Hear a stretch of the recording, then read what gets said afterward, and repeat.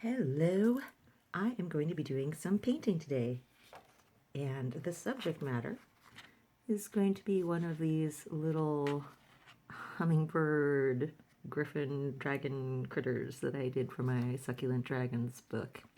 This is one of the line drawing illustrations, so I'm going to be doing a little guy like that. And I'm going to be doing it as a miniature, one of my little resin sealed type pieces like this bee that you've probably seen me post similar pieces of in the past. But I'm going to do it a little Succulent Dragon style. So here's one that I've just completed, and I'm going to be showing you as I do a similar type piece. So first of all, I've got my technical pencil. I just enjoy technical pencils over sharpening wooden ones all the time. Let's see, so I'm going to sketch this out. I'm just going to do a little guy.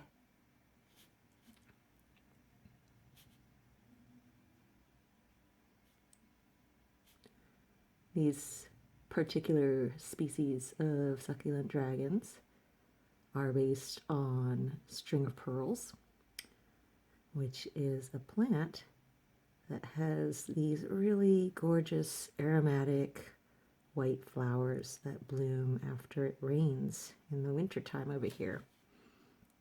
I love them. I love how they smell because they have this sweet and really wonderfully light scent.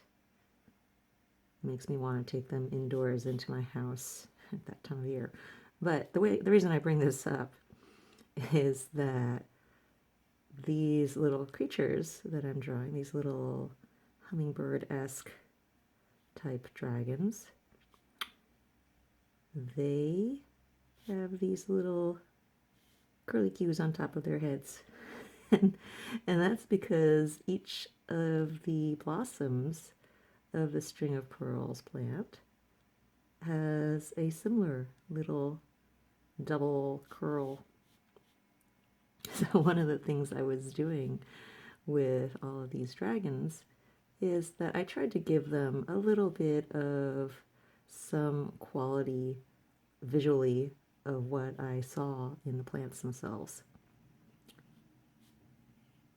It was a fun way to tie them in to that origin.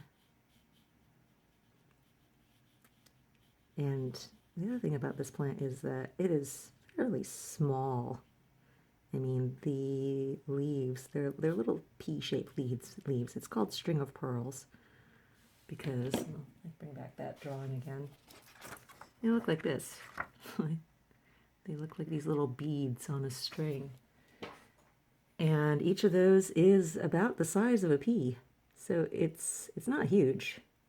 And I just thought it would be kind of cute to have these little creatures that are sort of like hummingbirds sipping nectar from those tiny little flowers. All right, so there's my initial sketch.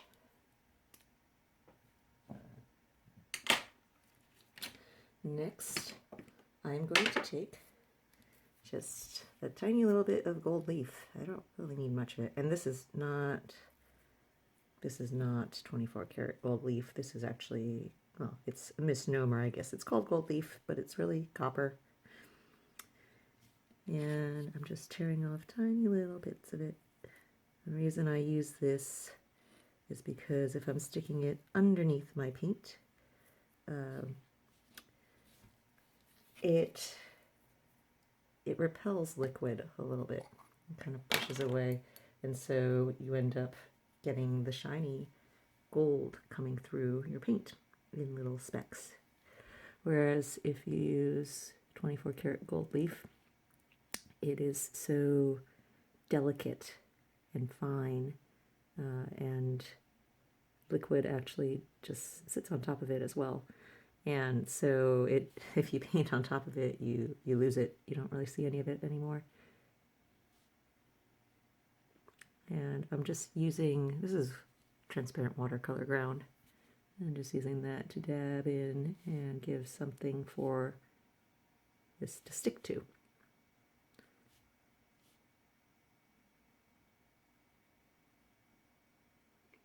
And the reason I'm using it here is because I wanted to have these critters, as I mentioned, sort of mimic the look and coloration of hummingbirds, particularly ruby-throated hummingbirds, which are what I see around here in California frequently. They come to visit me all the time during this season, and they hover around at all my plants, and I just really like them. So I wanted to mimic that look and have a little bit of the iridescent shininess about their chest. I'm also going to add some white watercolor ground on top of that to sort of blend the edges into my paper.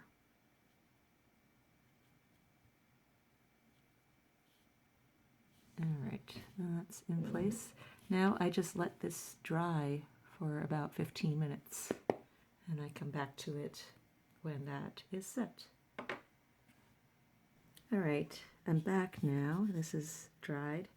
I'm going to try to situate things so that you can easily see what colors I'm using in addition to my brushwork techniques.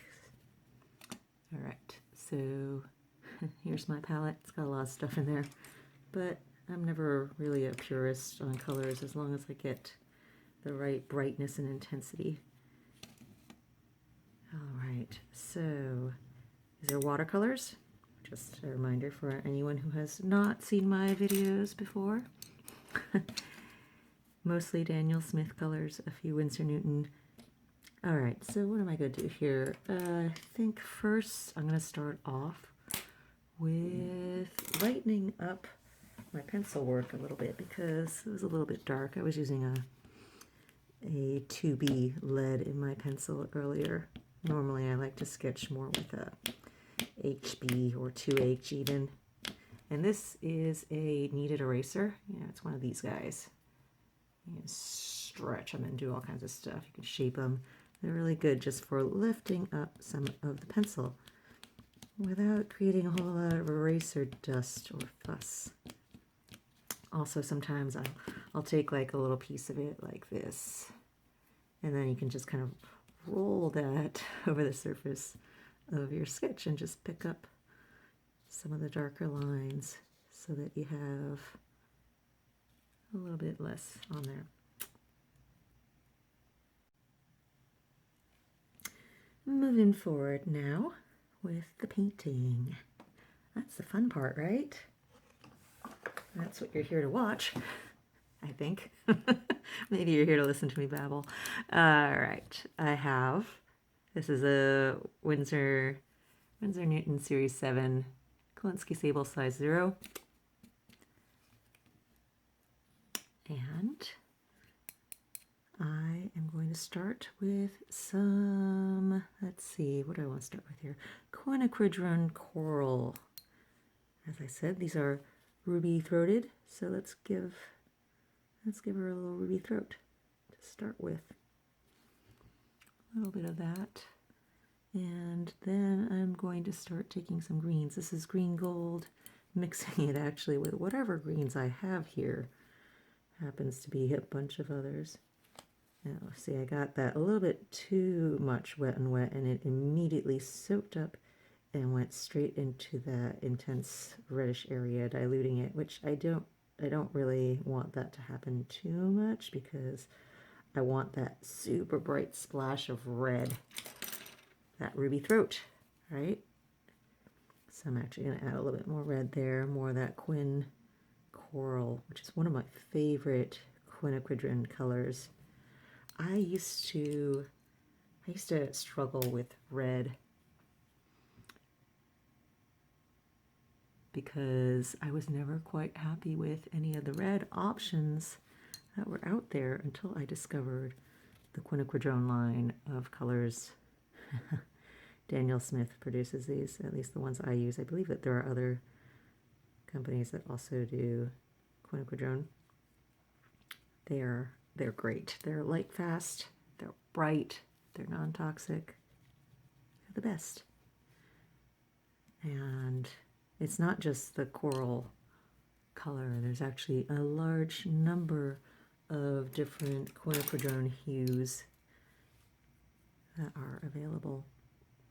Coral is my favorite, but I also use a lot of the Quin Gold, which is this yellow.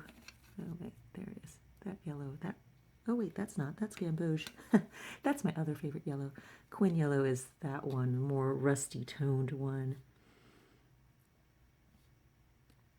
Yes, gamboge yellow is my absolute favorite if you're going for yellows. It's this gorgeous translucent color, really bright. Works great when I want to bump up even the intensity of my reds. Let's see, what colors am I using here? I should probably tell you this.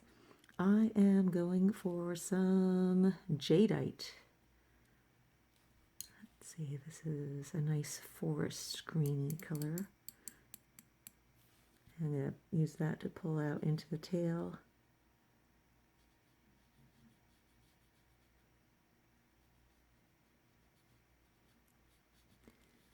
And oh yeah, by the way, most of what I'm doing right now is wet and wet, in case you didn't know or couldn't tell. I'm using a lot of liquid, well, not a lot, but just, you know, a reasonable amount so that the pigment can move around and spread a little bit. And it gives me a nice blend of colors going from one to the next. This over here, I'm just glazing the forepaws and the back legs.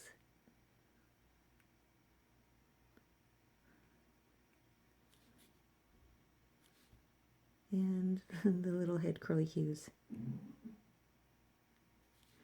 All right, so that's where I go for my initial layer, my initial glazing wash. In fact, I'm actually going to do a little bit more. Right after I said that's where I'm going, I wet the wing a little bit because that was already mostly dry, and I'm taking some Quin Pink and just dropping a little bit in there. This is wet and wet, so let it spread a little bit. And I'm also going to take a little bit of cobalt blue for the tips. Again, letting that spread out.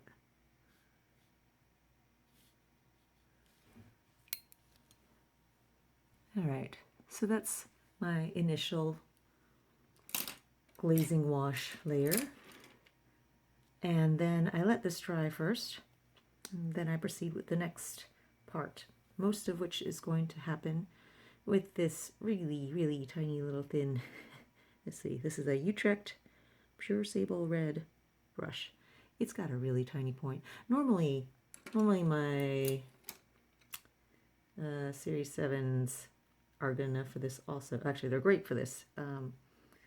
But sometimes I don't want to use up my really nice fine points on those, and I'll switch to cheaper brushes for little pieces like this. So this is what I'm mostly going to be using from here on in. Now, there's not really a whole lot of drying time that needs to happen with this because it's so small and there wasn't really much liquid to begin with. I'm going to zoom in a little bit so you can get a better look at what I'm going to be doing in the next parts, because a lot of this is going to be really fine dry brush work.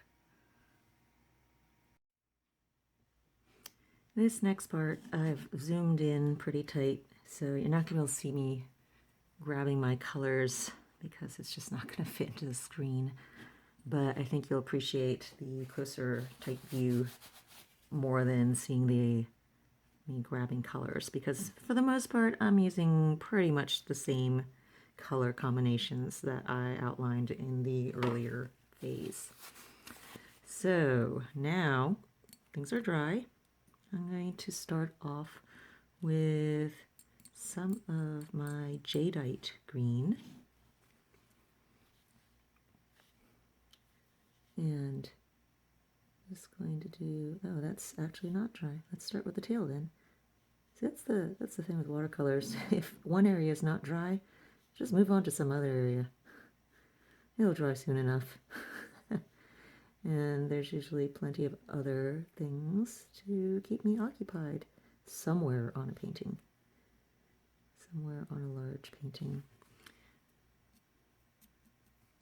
The only time I run into times where I really need to sit back and wait is when I've done huge, large washes on something. All right, let's do, this is a little bit of quinacridone purple. I'm using that instead of black. I don't even actually have black in my color palette. I use, whenever I want really dark tones, well, I mean, I do use blacks. I used to not use blacks at all. And I did watercolors that way for many, many years because I was taught that black flattens things and that it's kind of makes your paintings less interesting. And so it was told to me as a definitive rule, don't use black. And for years I followed that way of thinking as well. And while I do still believe that black does indeed flatten things, and it does indeed frequently makes a painting more boring if you're going to resort to black, there are times when it can be highly effective. And knowing when to use black is really the key to utilizing it well. Using it for effect rather than just because you think something is dark or black. So about 8 years ago or so, when I started down the path doing my Nocturnes series of paintings, that's when I started using black again. I started using a lot of it. You may have seen me with my India ink, maybe. Yeah, that's what I'm talking about. I started pouring black all over my paintings, everywhere, going nuts with it, and really having a good time pushing the boundaries of contrast in my pieces, both with the texture and with black versus color and tone. And ever since then, I've kind of stepped back a little again from using black, and it's not that I don't use it. I use it quite a bit now, but I use it sparingly, and I use it for impact. Anyways, that was a kind of a random tangent here. Meanwhile, while I was babbling about black, I did a lot of little tiny scaly feathers. Just, brushing it lightly with this quinacridone purple. The other two colors that I really like as dark blackish tone type colors would be, let's see, my absolute favorite is, what's it called? Bloodstone. That is, let me see, what am I doing right now? I gotta paint and talk at the same time. Sometimes that's hard, you guys. You don't know how hard that is. Right? I'm using quinacridone sienna here now. And I'm doing these same little half moon strokes. Very delicate, just with the tip of my brush along the wings, the inside of the wings. And then sweeping outwards towards the edges for the feathers. Now, what was I saying? Oh yeah, Bloodstone. Bloodstone is another Daniel Smith color, and it's my favorite. I love that one. It is this really dark, warm, brownish black color. I'll show it to you on my palette, my little palette color wheel sample chart in a second, once I have a moment to pause here.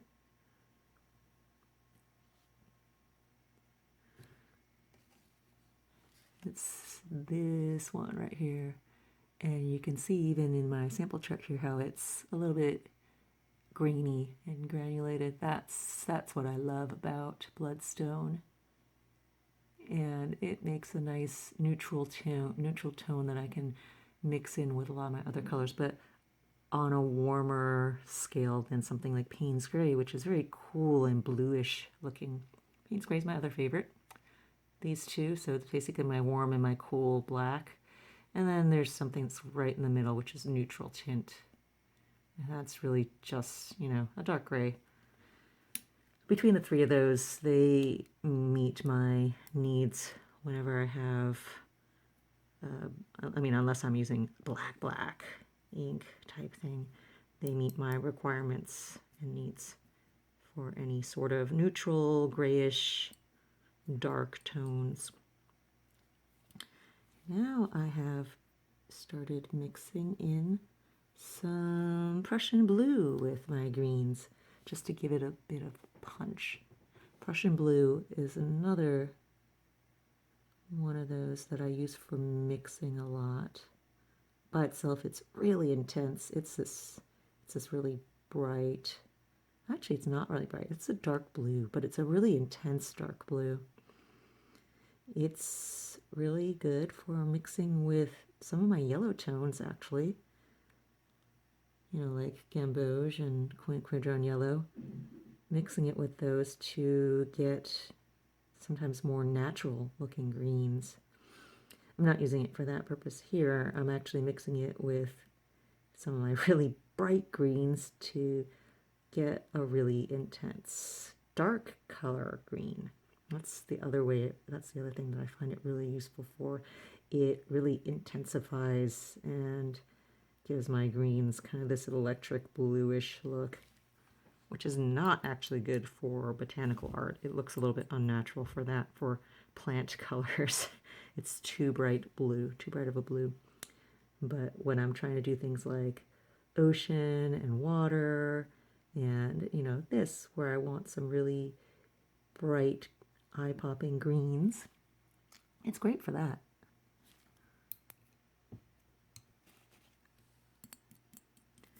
Moving over to the haunches. I think I want to keep this less of a dry brushy look and more of a softer glazed look. So for this part, I actually had a bit more water. That was not dry brush. Oh, and now the little paws. Let's see. I'm going to go for Bloodstone for that.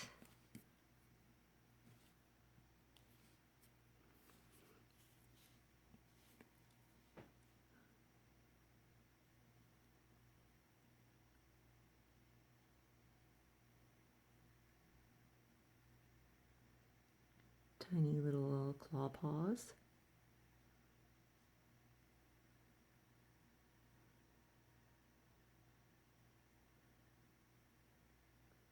And blending that up towards the body, keeping it darkest on the tips. That's just a stylistic choice here.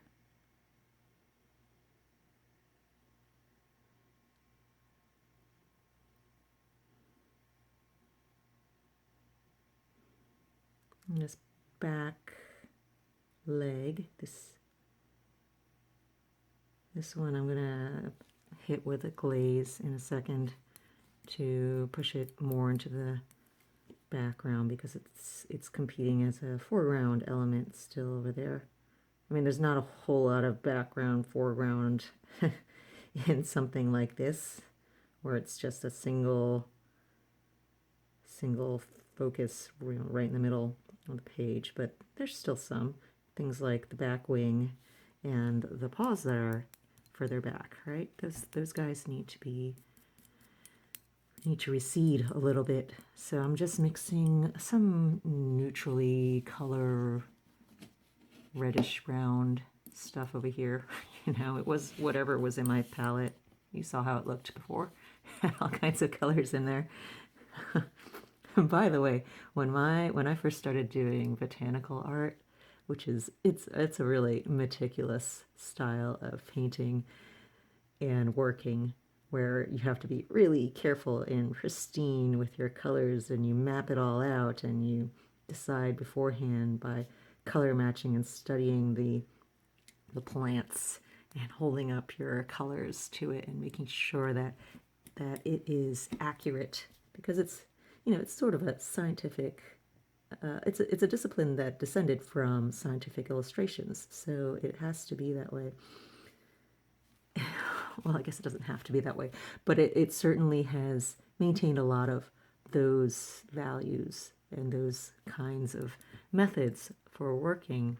Anyway, when I first went to this botanical art workshop, you know, just to see what this is about, because all I had ever done was my stuff, you know, my fantasy art and whatever else I was noodling around with.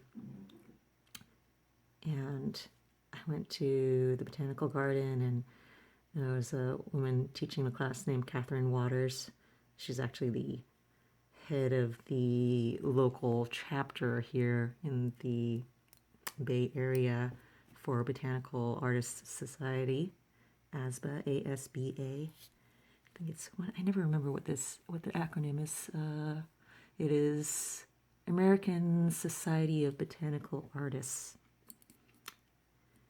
Anyway, for our local Bay Area chapter, she's pretty active.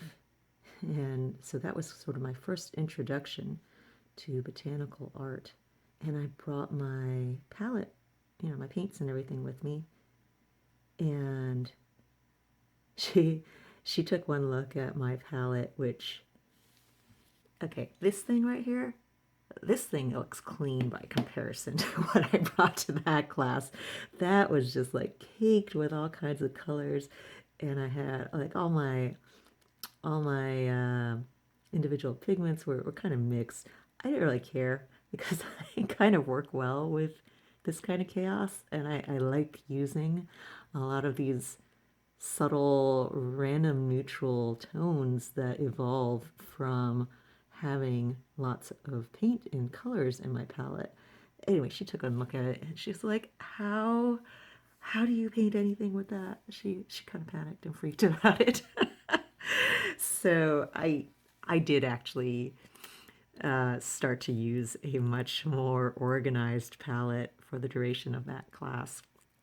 And even afterwards, I changed my ways slightly, a little bit, because I discovered the joy, I discovered how happy it makes me to do little color charts like this. It's just really immensely satisfying.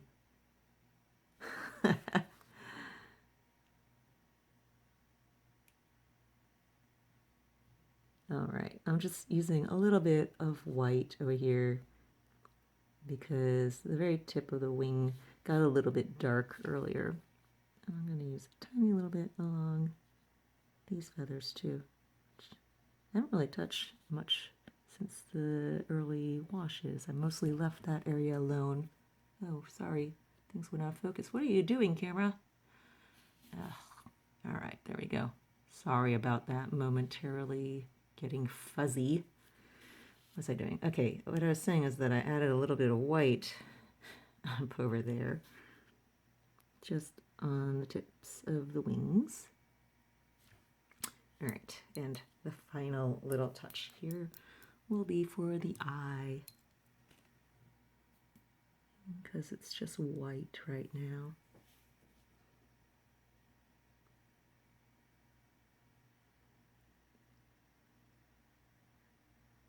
And this is Quin Purple mixed with some of the green, which ends up giving me a neutrally black tone.